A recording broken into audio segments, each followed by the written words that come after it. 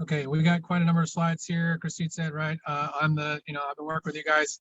I know most of the advisors. Hopefully I've communicated with some of you students. Frank will be joining us if he's not on the call. Next, Connie. So like Christine said, we'll kind of talk about what to expect for launch weekend. I hope, a lot of you are new to rocketry. Hopefully you've had mentors you've been working with. So maybe some of this is familiar. Maybe some of you teams have been to a launch or done a test launch already.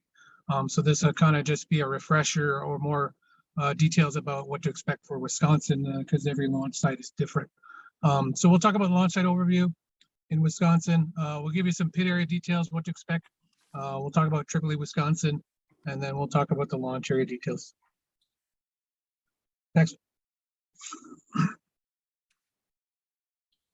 All right, so launch site overview, what to expect of the launch site. So next. So the launch site is a drive. It's about 30 minutes or so, maybe 40 minutes from Carthage College. So you can see on the map there, Google Maps. Carthage College is where we'll be on Friday for Friday's events, and then we'll be returning on Saturday evening. And our hotel is also in the area around Carthage College. So expect to drive to get up early. If you're going to use Google Maps to get out to the site, you're searching for the Richard Bong State Recreation Area. Yeah, and it's fairly remote. Also note that as well. So there's kind of no time to run back to the hotel, to run back if you forget something. So to make sure, try and bring everything you need for the day on launch day on Saturday. Next. So entering the park, because it is a state park, you will need a pass. WSGC will provide you with a rocketry event pass, like the teal highlighted pass there, just a paper pass to let you know, or let the state park people know that you're part of the WSGC event, and then you don't have to pay the park entrance fee. So make sure you don't lose that pass. Whoever's driving the vehicles, make sure you have your pass and displayed on your dash on the day of launch, Saturday. Also in the parking area, keep that out there. For non-competitors, yeah. I'm just going to add, if they do not have it in their window, they do come by and check all of our cards. So you could get a fine if you do not have that in your window placed. Okay. And then so for non-competitors, so it is open to spectators. The launch is open to spectators. They have to pay the park fee for entrance, though, however, to get into the park to observe the launches. So there's the fee prices there. Next. So once you're inside the park, from the entrance, which is in the upper right, you see the green highlighted box or booth. And then you'll kind of follow the road. The little yellow arrows there kind of point you the direction. There's a couple of turns that you'll need to make. I think the first turn is a right-hander. There'll be signage and wind flags up to kind of direct you to make the right turns to get to the rocket launch site. And then there's a left-hand turn, and then you should be able to see the gathering of people and the tents and such as you get closer. One other thing to note on this slide is note the hazards. So you can see the yellow box is kind of like our launch area where we'll be throughout the day. But notice there's water to the north. North is up on the slide. So there's a chance you could drift into the water. So that's again why we want you to pay attention to your drift and how much you're drifting and how far you're drifting. And then just kind of note the treed area. There's wooded areas around there as well. And then note the scale. So the scale's in the lower right-hand corner. I think the image shows kind of a 1 mile by 2 mile launch site. Next. So again, zooming in on the little yellow square. So the rocketry site there, this is the Tripoli, Wisconsin launch site. We'll start on the left side, or sorry, we'll start on the right side, work to the left. So you'll come in where the black arrow is, and you'll come into the parking area, which is the blue kind of highlighted box. The green highlighted box there is the team prep area. So it's kind of one end of the parking area will be designated for team prep or pit area. And then across the little roadway, the RSO inspection area is the yellow box. That's where there'll be a tent there for RSO inspection. That's kind of where Frank will be all day. I will be in the pit area all day, kind of help manage the pit area. The LCO table is the orange box before you go to the launch range, which is the red box there. So they'll have a number of launch pads out in the launch range, and we'll cover that a little more in a further slide. Next. So parking is limited. So please park as tight as possible. It looks like a big pad or a big lot, but we get, usually we're kind of overflowing the parking. Cars end up having to park alongside the road, going out to the main road. So please align with the cones. The buses are to be parked in the yellow highlighted areas. So I know one team is bringing a bus, so they'll kind of need to be parked off the shoulder of the road, basically. And then there'll be parking lot attendants throughout the morning as cars start to come in. So the red kind of dots are highlighting. We'll have three parking lot attendants stationed to help you park your car in a line in the proper spot. Next. We'll have a rocketry vendor on site. So Wildman Rocketry will be positioned in the, if you guys can see the green highlighted box there, kind of halfway in the middle of the parking lot. Again, he'll be driving a big RV with a trailer. He'll be parked off to the side there. So if you're on launch day and you're missing some rocketry components, or you're looking to replace something that you broke last minute, just know that we'll have a rocketry vendor on site. Next. And conveniences. So we'll have a lunch area during the break. That's the yellow rectangle in the upper left. There'll be porta johns. Oh, this is the old one. There'll be porta potties along the back row, which is to the far right of the parking lot. And then there'll be WSGC table for shirts purchases, kind of near the roadway there, where you cross over to the other side. Next. So pit area details, what to expect. Tables are arranged for teams on arrival. So this year we have 14 teams. No, sorry, 13 teams overall. So we'll have 5 Mars teams, 4 Moon teams, and 4 Gateway teams. Teams will be grouped by competition. So the 4 Gateway teams are kind of beside each other, the 4 Moon teams, and then the 5 Mars teams. Kind of in the arrangement that you see in the picture there. Those will be the 8x4 tables, or the foldable tables that we provide for you. And then before we go on the next one, just note that be aware that WSGC and Tripoli, Wisconsin also host a statewide rocketry competition on the same day. So the other 3 people on this are kind of pulling double duty, whereas I'm specifically an FNL project assistant. I do not work the statewide competition with Christine, Frank, or Connie. So there'll be another set of tables, so don't get the tables confused, or don't be surprised if you find another group of students there. They're in a completely different competition that's just for Wisconsin. Next.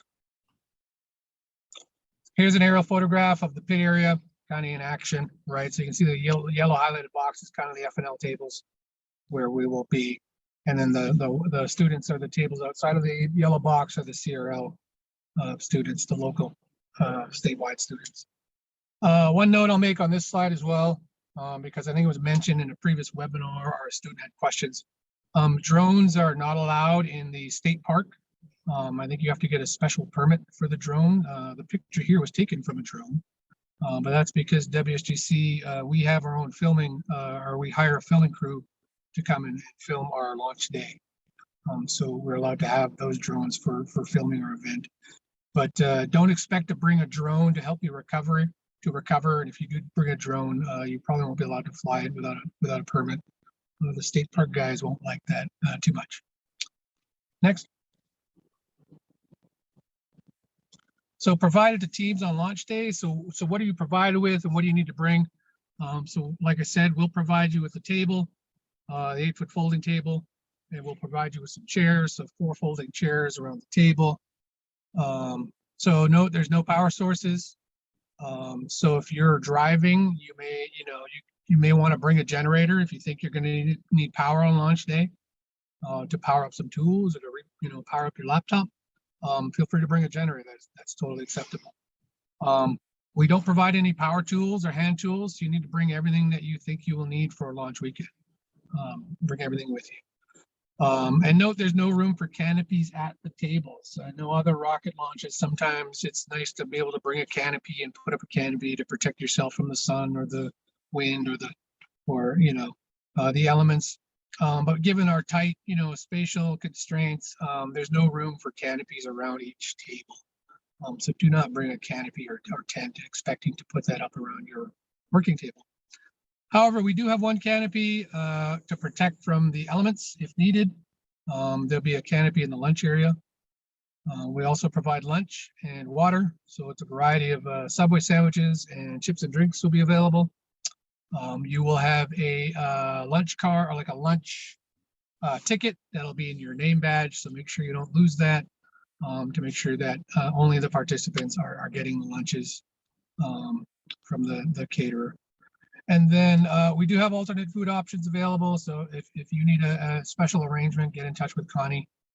And then we do have the on-site rocketry vendor that you mentioned.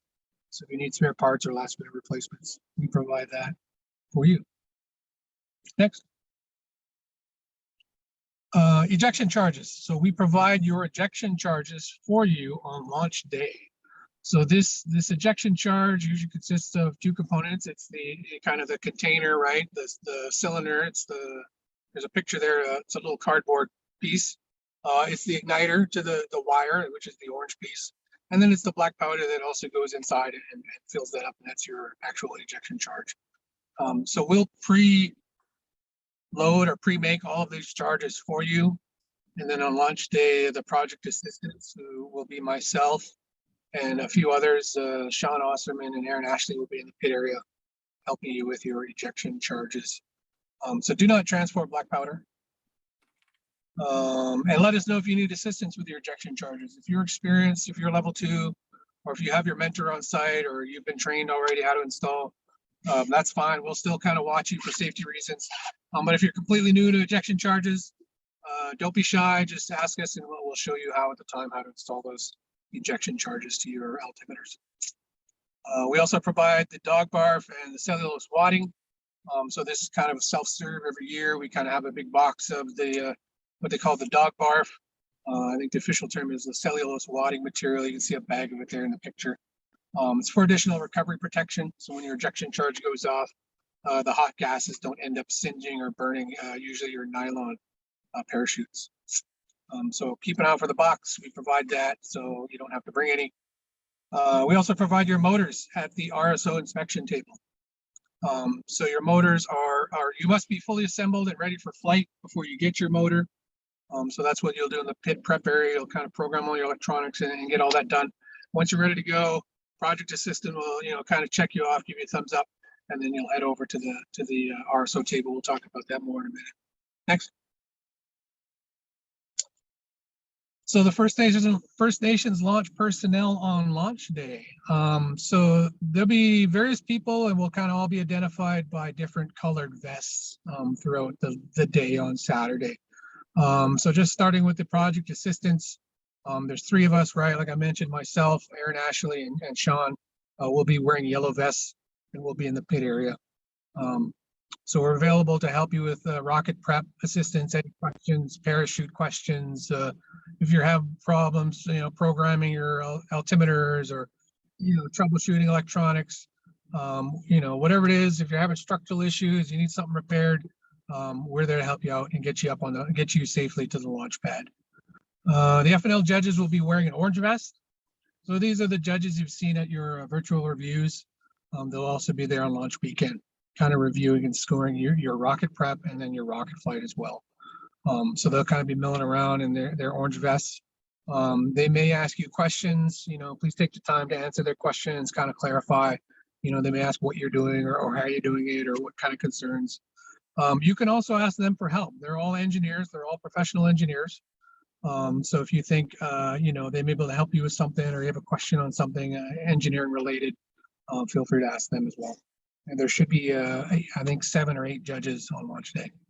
Next. Tripoli, Wisconsin will be identified by yellow vests. And it's usually, it says Tripoli somewhere. It kind of has their labels of what they are. It could, you know, say RSO on one vest. It could say LCO on another vest.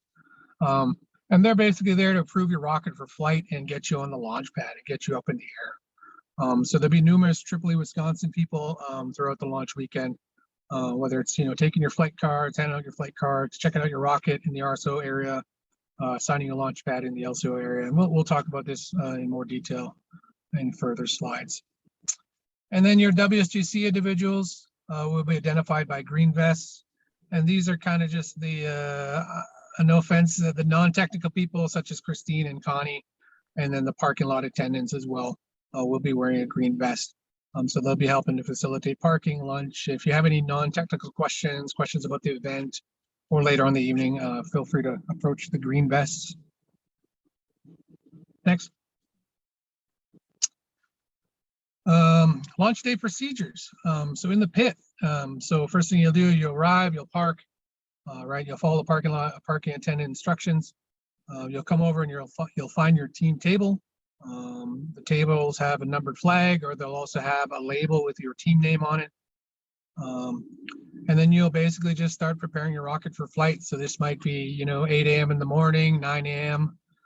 You know, you can arrive kind of not before 8, I believe, but no later than 8:30, I think. And then you start prepping your rocket. Nope. We need to be there by 7:30 for, well, the park opens at 7:30. We kick off with our safety at 8 a.m. So everybody needs to be there. We do our drone picture and go over anything safety that we need to at that time. And then about 8:30, 9 o'clock, they'll start working on their rockets. And I think 9 o'clock is when the launch site opens. So there you go. There you have it. It seems we seem to be getting earlier and earlier every year. I don't recall. Well, you started at 8 every year. not a super morning person, but yeah. So there you have it. Get there early, and then one of the first things you guys will do is start preparing your rocket for flight. So please use your checklists.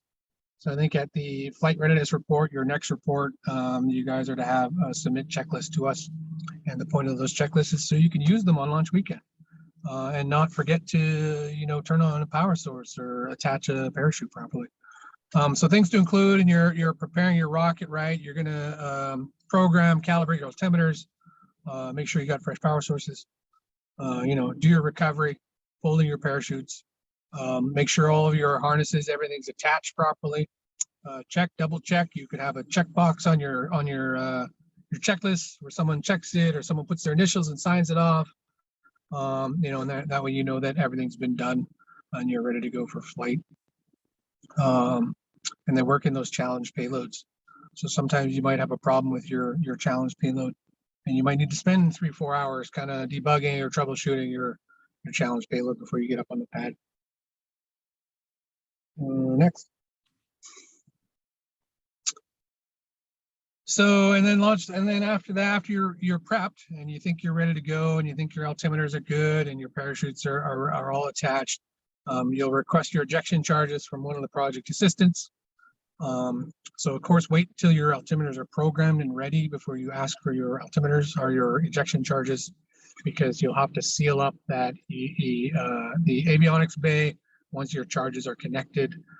So everything inside of the avionics bay should be ready to go. And then you attach your ejection charges. And like I said, if it's your first time handling the black powder ejection charges, please ask for assistance for safety, and we'll show you how to do that. Once your charges are installed, you'll complete final assembly. So you might need to power on some things or close up the rest of the rocket. Maybe there's a special integration you need to do for your payload or a camera or something like that. So those are the final things you're doing, like the final assembly. You'll fill out your launch card. We'll show you the launch card here in a minute. These will be found in your packet that you get on Thursday, or sorry, Friday when you arrive. And then get a project assistant to review your launch card when complete. So even if you have questions about the launch card, you're not sure what values to put in or what's expected, that's what the project assistants are there to help you with. And then we'll kind of do a pre-inspection with you, ask you some questions and make sure you're good to go, ready to go before you go over the RSO table. And then once you're good to go from the pit, you'll proceed to RSO table for your motor. Once you get your motor, you're basically on the launch pad, you're ready to go for flight. And don't forget to take your remove before flight flag with you. which we'll see in a later slide, I believe. So the launch card. So here's a picture of our Tripoli Wisconsin Association launch card. So fill out all the details that you can. You may leave the membership number blank if you don't have if you're not certified AAA, or if you don't have a certification. And you should already know most of these parameters. So we kind of ask you these parameters at every, in your fly sheet. We ask you these parameters in your reports, such as your kit manufacturer or your length or your diameter of your rocket. You should know your motor type and your motor manufacturer.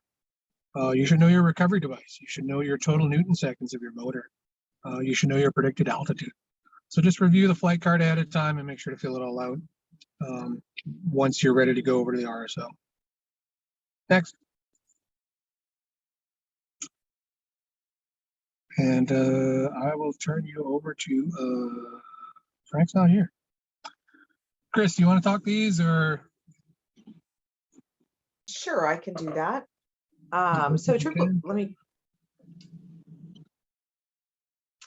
So Tripoli Wisconsin Association, they conduct their launch operations per Tripoli Rocketry Association. So they are one of the prefectures, but they make sure that they adhere to those guidelines and the NFPA 127 rules. They typically have 3 delegates that represent the organization at the launch site, and that would be your range safety officer, and Mark referred to that earlier as the RSO, the launch control officer, the LCO, and then the launch pad manager, LPM. And that person is going to be out at the launch pads when you're getting all set up. Next. So range safety officer, they're going to minimize the risks to individuals along with any of the property around. They want to make sure the cars are safe, people are safe, equipment is safe, land is safe. That's what they're all about. And their expertise, of course, is in that model and high power rocket launches. They're going to cover the handling, the preparation, and the launch operations. So typically that is going to be Frank on site, and he will be the RSO. He inspects each rocket to make sure that there's flight integrity, and then he will have the final word, whether you are go or no go. And the thing to remember, you don't argue with the RSO. If he tells you you're not ready to go, you're not ready to go, and you need to go and fix exactly what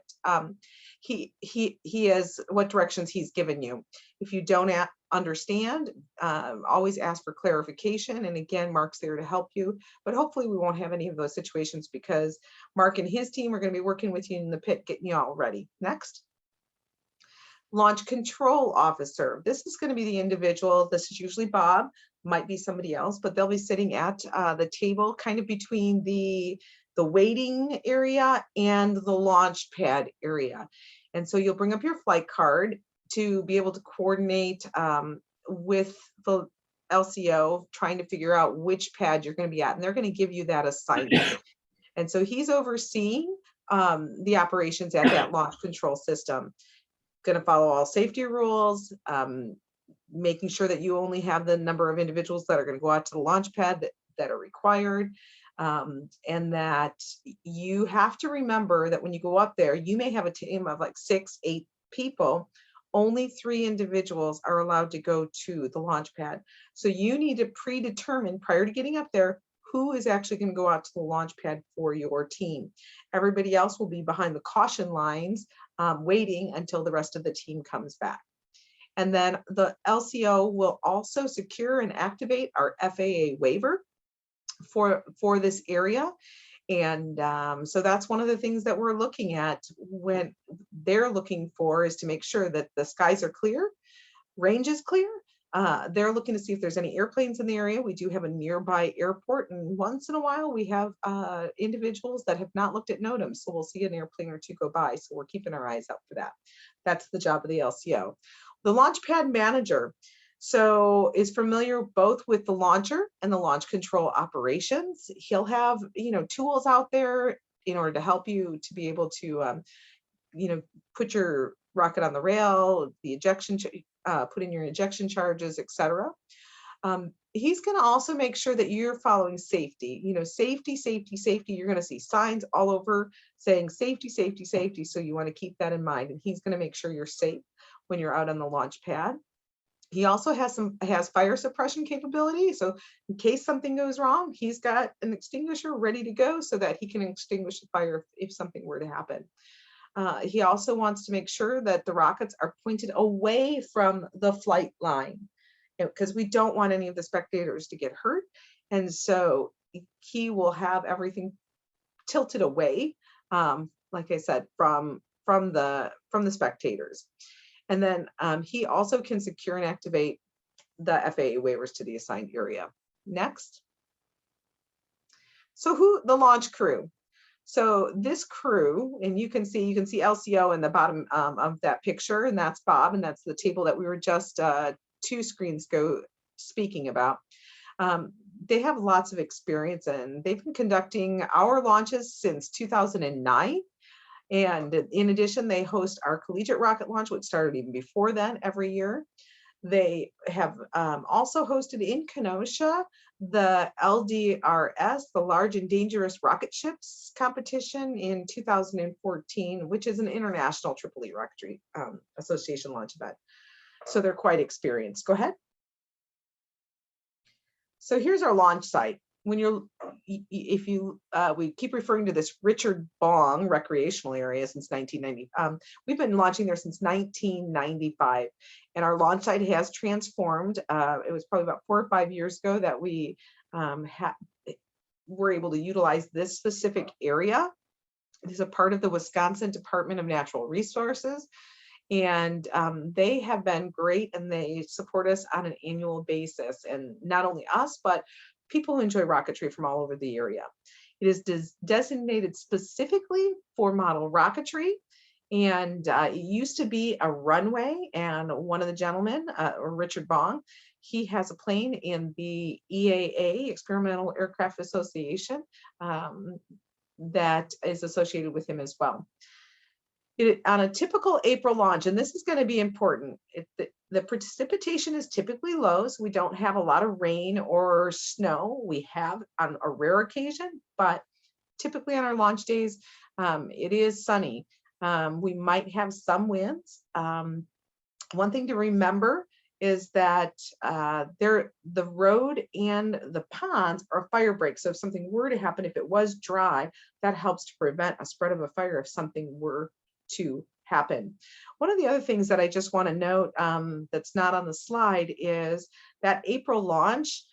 One of the things that can happen is we can get a cloud cover, and we've done some data analysis, and the reason why we keep our apogee target at between like 3,000 and 5,000 feet above ground level is because of the cloud cover. Because if we get into a situation that you can't launch your rocket and we can't see the rocket, then we're not going to be able to launch your competition rocket. So that's one of the reasons why we, in our launch for our specific area, we keep our apogee target a little bit lower.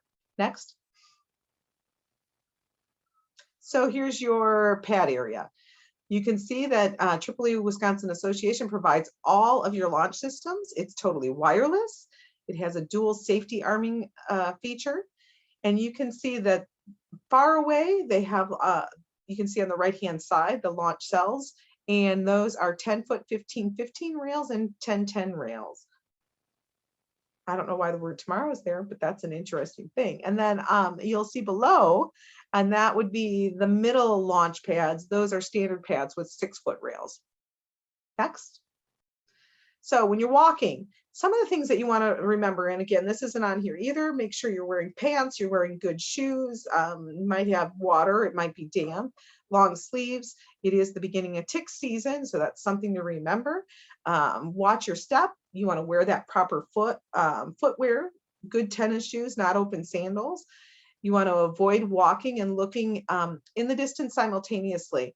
So you just want to make sure that you are watching what's underneath your ground. It can be a little unsteady, it can be a little bit rocky and holes. So you just want to make sure you stop, you look, because we don't want you to trip or get injured while you're walking around in the state park. Next. Mark?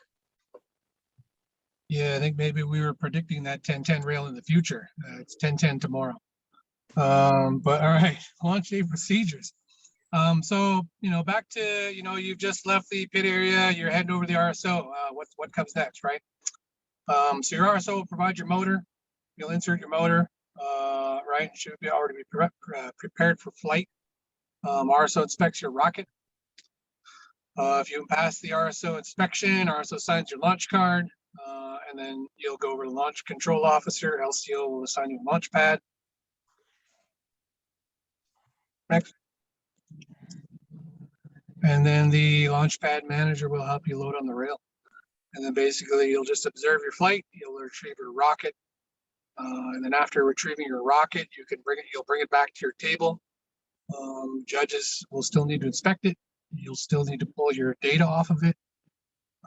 And then, your payload challenge data will be submitted later. Your altimeter data will be collected on launch day. So keep that in mind. A project assistant will come around and pull that data, or you'll be asked to provide a copy of your altimeter data post-flight. And then you may fly again if you choose. I believe you're provided 2 motors. Second flight, however, is not required. So the motor load. So what the details, how do you get into, what do you do for motor load? So when your project assistant approves your rocket prep, right, you proceed over the RSO, you take your flight card. So you always kind of have that with you, and you'll take your remove before flight flag from your pit area. And then there's a picture of the remove before flight flag on a pole beside a table in the upper right-hand corner, small little red flag. So don't forget that. The RSO, as we mentioned, will be Frank, and he will provide your motor to you. There's a pictures of the, just a typical Aerotech motor there on the right. You'll load the motor into your rocket. So you'll put it in the back end of your rocket and you'll secure it with your motor retention. So whatever retention system you're using, make sure to secure that. Ensure it fits properly. Sometimes, if you've never tried to put a motor into your motor mount tube, sometimes it's loose and you might need to put some tape around the motor to make sure it fits snug inside there. And other times it's tight. You might have accidentally dropped some epoxy inside of that motor mount tube during your build. So you don't want to jam that motor in there. You want to, pull it out, have a look, make sure everything's clean and clear in there. If you got to sand some stuff down, so be it, to make sure that motor fits cleanly. And then we suggest you tape your motor igniter in the bag. So you can see in the picture on the right there, there's a little plastic bag with a little strip of like yellow wire. That's your motor igniter. So tape it to the outside of your rocket because you'll need that tape later on when you get to the launch pad and the igniter. You'll need both of those at the launch pad. Next. So once your motor's in and it's secured and you got your igniter taped and everything, the RSO, again, Frank, will inspect your rocket to ensure a safe flight. He'll ask you numerous questions. He may ask things like, to show you the CG and CP on your rocket. So you say, my CP's here, and hopefully you have it marked. You've drawn on with a pen or a marker where your CP will be. And then you should also be able to measure when your rocket's fully loaded and you have your motor in and all the parachutes and everything's in. You should be able to balance that rocket on your hand or 2 hands to find out where the exact CG is of your rocket. And you'll show that to the RSO, and you'll remember to mark that with a marker as well, the fully loaded CG. And then hopefully that aligns with your simulations. So maybe in your post assessment, you go back and compare your simulated CG with your actual flight CG. He may ask you, what are your altimeters set for? What altitudes, have you wired them correctly? He may ask, what's your expected altitude? There's numerous things, what's your time to apogee? So again, these are all the things we ask in your reports and we ask in your fly sheet. So if you've kind of done your homework leading up to launch weekend, the questions that the RSO will ask, nothing that we haven't asked you before in any of your reports or fly sheets. So just be prepared for that RSO inspection. He will also examine physically, he will examine your motor retention. So he'll make sure that the motor is in there good and not going to fall out and injure anyone. He's going to check your fin fillets for integrity. So he'll grab a fin and make sure that it's on there tight and not going to come off by the forces of the flight. And he'll check your sections for fit. So if you join the sustainer section to your avionics bay, it has to fit with a certain tightness to prevent it from coming off, in flight on the way up. pressure differences separating the two. So there's a certain not too tight, but there's a certain not too loose. And he'll check that and help you adjust that as well. If something is questionable, like if you're not sure if your parachutes were connected properly or you didn't think you closed a quick link, Frank may send you back to the pit area. So you'll come back to the pit area, you'll pull the rocket apart, you'll make those adjustments or corrections, and then you'll put it back together and head back over to the RSO. So once you're good with the RSO and you pass inspection, RSO fills out your little orange flight card, so make sure you have that available, and then you'll move over to the LCO table. And then you'll give Bob your flight card at the LCO table. Sometimes there's a wait to get to the LCO table. It depends who all goes up for launch at the same time. I guess I can note here, there is no launch order, so you're not scheduled to launch at a certain time. It's kind of just first come, first serve. So kind of what we find usually is the first hour or two goes by and no one's launching because no one's ready. You're all still kind of prepping your rockets. And then usually at a certain time, everyone goes at once. And then all of a sudden there's a line of like 8 rockets trying to get on the pad. So then you're having to wait in line for, maybe a couple of passes on the pads, maybe half an hour to get out on the pad. So earlier you can get out on the pad, be prepped and ready is the better. So you'll give the LCO your flight card, and the LCO will assign you a launch pad. Launch pads will usually be numbered out in the area, and it's kind of depending on what your rail button is. You'll need to inform the LCO. I think there's a spot on the flight card to fill out what your rail button is, if it's a 10-10 or 15-15. If you've been simulating with the 10-foot rail instead of the 6-foot rails, make sure to note that to the LCO. The LCO might ask, and if he doesn't ask, you could request it. Say, hey, can we get a 10-foot rail instead of a 6-foot rail? And then they'll usually accommodate your request. So after receiving your pad assignment, you'll get a team photo with your rocket. So like I said, we'll have a film crew out there at WSGC. There'll be a photographer easily identified by usually the big camera that they're carrying around. And they'll have an area off to the side where they'll get the team together, get your rocket together, and get a good a team shot of you guys with your rocket. And then there's a blue photo ticket that you'll need to turn in to the JJAC production crew. That kind of keeps track to make sure all the teams have made it to the photography team photo. And then when the range is open, there'll be a PA system. The LCO usually is operating the PA system. They'll announce range is open, range is clear. That's when you can go out and load your rockets. And then when he comes back, he'll usually announce range is closed, which means no one can go out to the launch pads. And then we mentioned too, only 3 people per team out at the launch pad. So you'll need to decide which 3. And it's lucky that you have 2 motors, so you could actually send 6 people from your team out to the launch pads on launch day. So once you get out to the launch pad, you're putting your rocket on the rail. There'll be a AAA Wisconsin individual known as the launch pad manager to assist with loading. If you're certified level 2, you can load your own rocket. Feel free to, you don't need to wait for the launch pad manager if you're certified. But if not, it's usually, a good idea to wait around if it's your first time loading the rocket. So those are the steps there. You'll kind of, along with the picture, most of the rails tilt, whether there's a device or pin at certain launches, there's a pin and the rail tilts over. You load your rocket horizontally. You line your rail buttons into the slots. So you can see in the inset, there's a little 10-10 rail, and then you'll put the rocket vertical again. With the Wisconsin rails, there's no tilt, so you have to grab the base and kind of one person's holding the rail and maybe 2 people will load the rocket, being careful not to damage your rail buttons. And then you'll slide the rocket all the way down to the bottom of the rail until they stop. Next.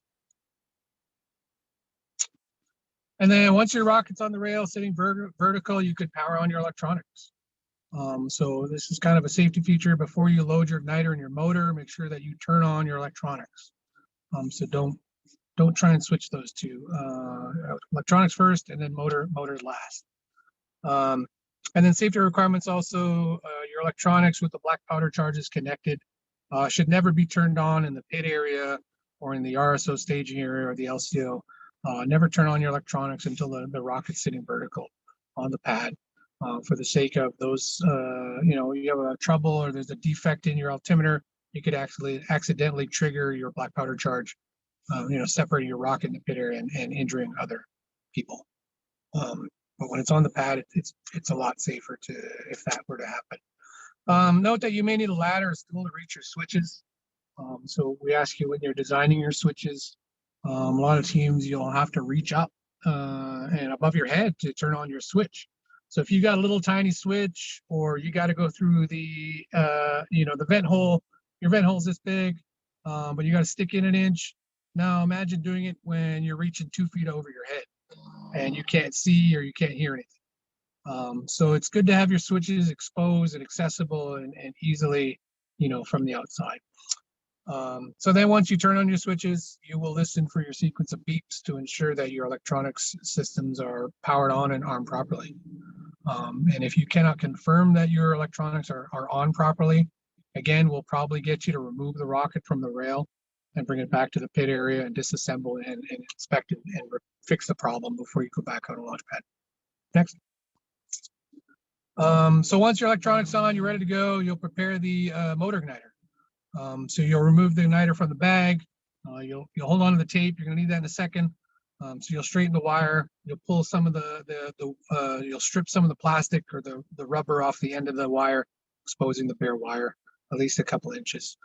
And then you'll insert like the picture there, the students inserting the wire up inside the middle of the motor. And you'll make sure that wire goes all the way to the top of the motor. So there's a cutaway view of the motor, and eventually you'll feel it, stop when it hits the top of the motor. At that point, you'll kink the bottom of the wire, and you'll use the tape to kind of tape the igniter in place, so it doesn't fall back out of the motor when you walk away. Next. And then also preparing the igniter. So once the igniter is in the motor and the leads are sticking out at the end, you'll find the alligator clips for your launch pad. They're usually just kind of laying on the ground from the previous launch. And there's a picture of an alligator clip there on the right. And then you'll take each one of your leads and you'll wrap it around that alligator clip. And what you're trying to do is you're trying to get as much contact area from your igniter onto the alligator clip, for one. And for two, you're trying to keep from the coming loose, like you're trying to keep the wire from coming loose as well at the same time. And then you also want to make sure that your alligator clips, once they're connected to your igniter wires, do not contact each other. So don't let them hang down right beside each other. And also make sure they're not contacting the launch pad. So they kind of hang loose. They're going to hang loose eventually. If you have more tape, you can put a piece of tape and tape the wire to there's going to be like a plate base that deflects like a blast deflector. Or sometimes they just kind of hang freely, or they hang at different heights, and that's fine. And then you'll check the continuity on your circuit. Again, your launch pad manager can help you with this. There's a control box out at the launch pad. You just want to make sure that the circuit is complete, such that when they hit the fire button, that your igniter actually lights and your motor actually goes. So at this point, your rocket's ready to go, and you may leave the range area. You can do this one, Chris. I love the T-5. So when you're getting ready to launch, what you're going to do is the LCO is going to announce over the PA that the launch is about to commence. So one of the things that you need to remember when that PA system goes live and you hear the LCO beginning to announce that they're getting ready to launch rockets, you need to stop. You need to stop what you're doing and pay attention. All eyes need to be on the launch pad. That means if you're out in the fields and you're walking, you're not going to walk any further. You're just going to turn yourself around and look at the launch pad. You want to, if it's already been, once it's been launched, you're going to want to make sure that you are observing the flight path of the rocket until the recovery system has been deployed. You just need to keep your eyes on until you see the parachute be deployed. If you're in the pit area, you want to stop working on your rocket. Things can happen, and we have had in the 8 years that I've been doing this, we've had 2 rockets come into the pit area due to something going wrong on the launch pad. So we want to make sure that your eyes, like I can't stress it enough, eyes are on the launch pad watching where the rocket's going, so that if you need to react, you have the ability to react. If a rocket goes up and it comes down hot, you have the ability to get out of the way in enough time so that nobody is hurt. TRA will stop the launch operations to ensure safety. We won't go any further. We won't do anything else. So please be mindful and respectful that safety is quintessential. The LCO and area safety monitors will look out for incoming rockets near the launch area. They're going to be announcing it over the intercom, the PA system, and they're going to let you know, keep your eyes on it, keep your eyes on it. You know, if it's coming in hot, they'll tell you, you know, where, etc. So please make sure you're listening. They'll tell you if a heads up is needed, and especially if it's going to go down into the car or spectator area. By all means, do not ever, ever, ever, ever attempt to catch a rocket. Let the rocket fall to the ground and then pick it up. Next. All right. All right. So you've flown your rocket. Rocket's got up. Rocket's come down. You know, what do you do next? Post-launch retrieval. So we'll give you some retrieval tips. Usually, you know, when you're planning, have a dedicated group of at least 2 students sent out to retrieve the rocket. You know, so if you're flying twice, maybe you want to send out, you know, 2 this time and send a different 2 the other time, right? You can trade off roles. So not everyone needs to go out to retrieve the rocket. We kind of suggest someone stay back or half the team stay back, and you can help clean your pit area, your table as well. Even just setting up for when the rocket comes back, right? Thinking about data retrieval and the things you need to do when the rocket comes back. Like we said earlier, you will get dirty, so dress appropriately if you're on the rocket retrieval team. So ensure your GPS system is working before you go out and you have the coordinates of your rocket. So maybe you saw it come in over there, and you should all have GPS systems in your rockets. So, you know, make sure it's functioning and you've got a track and you kind of know where you're going to get your rocket. You may drive to a better location, another road, for example, to expedite retrieval. So don't just, you know, start randomly walking across the field where, you know, maybe your rocket came in and it's beside a road that's over here. Takes you 20, 30 minutes to walk across this field. It takes you 5 minutes to drive around to the other road, right? So why would you take the 5-minute one and you drive back? So don't just think, you know, don't just start walking randomly. Plan your approach to what's the best way to get to your rocket. And then be mindful of the launch is still going on, like we just said, right? So even though you're out in the field recovering, you're going to hear the motors. You may not hear the PA once you get a certain distance away. You may not hear them do the countdowns, but you will hear the motors. When that motor lights and it burns for those 3 seconds, you will hear it no matter how far away you are. So, you know, always take a turn, take a look, make sure the rocket's not, you know, horizontal coming your way for safety, right? If it's up in the air coming down or there's a parachute, and then usually you're kind of cleared for seed. Next. Do not attempt to climb trees to retrieve a rocket. You know, so this is a big no-no. Don't ever attempt to climb a tree. It's just a risk or a hazard that we don't want anyone getting injured out at home. Do not enter water to retrieve a rocket. Like we said, there's some water hazards out there. You know, so if you find your rocket floating, do not wade out to the water. So if you are in one of these situations, please ask for help. AAA Wisconsin has poles that can help you retrieve a rocket, extending poles that help you retrieve a rocket from a tree, for example. And then we also have waders that you can put on, right, that you can wade out into, you know, knee deep or waist deep or hip deep water, you know, if it's not too far out, not too deep to retrieve your rocket. And other times, maybe rockets just aren't retrievable. I think I've flown at Bong once, and my rocket came in a tree, and it was a good like 100 feet up, and it's just like there's nothing we can do to get that rocket down safely. So it's kind of just deemed you know, unretrievable, and it stays up in that tree until, you know, maybe a good storm one day blows it out of the tree, and maybe I get it back. So also keep that in mind. Next. And finally, and you know, once you get to your rocket, you've retrieved it, ensure your ejection charges are fired completely, so all your black powder canisters are empty. You may want to power off your altimeters before you pick up and move your rocket, because those pressure changes could set off that black powder charge if it hasn't gone off already. And then you can remove the charge as well, right? Once you've powered off your electronics, you can cut the wire and that should be fine. Just pocket that or return that ejection charge if it hasn't fired to one of the project assistants. Like we said, return your rock to the pit area. So inspect it for damage, pull your date off of it, whatever you need to do. You can clean it up if it's dirty, if it's got mud on it, and then you can decide if you want to fly again. And then if you do want to fly again, you go back to the start and begin the rocket prep sequence from the top. And next, that's all we got. Any questions? That was a lot of information. As always, Mark, great job. And yeah, are there any questions from any of the teams? Yeah, I have a question. Yeah, go ahead, Mike. Yeah, so just to confirm, the plan is to have 10-10 rails in both 6-foot and 10-foot lengths? Yeah, we'll have both a 6-foot and a 10-foot. Your choice. Okay, thank you.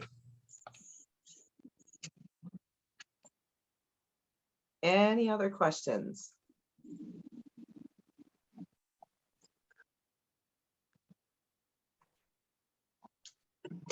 Well, if not, Connie, did you take attendance and know which teams were here? I do know. Yep. Perfect. If the teams, make sure that you share this information with the rest of your team members. As you can see, it was jam-packed full of information about the launch and what can be expected. And I think it will just help alleviate some questions that would, naturally come about. Yeah, if I could say something, I feel like this information will help expedite on launch day. So that was kind of one of the reasons why we put together this webinar was, from my perspective on launch day, I found that there was sometimes there was confusion among teams of where they needed to be or what the next step was or where they needed to go to do something. So we're hoping that this webinar information will kind of give you a heads up, kind of a little bit of clarification to think ahead for launch weekend and just make things run a lot smoother. Less stressful on launch weekend. And on launch weekend, we will, on Friday, we will highlight a couple key points that we want you to be mindful of. Remember, as you're going out to the launch site on Saturday morning. So this isn't necessarily a one and done. We will be reminding you again, but we will not be doing an hour-long presentation with this much detail come launch weekend.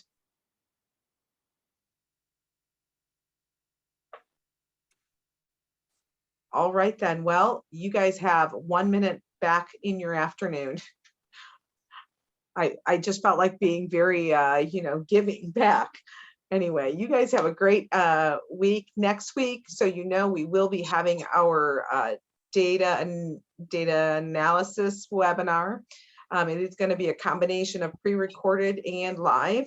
So same time, same place, 4 p.m. And that will be our final webinar in the series.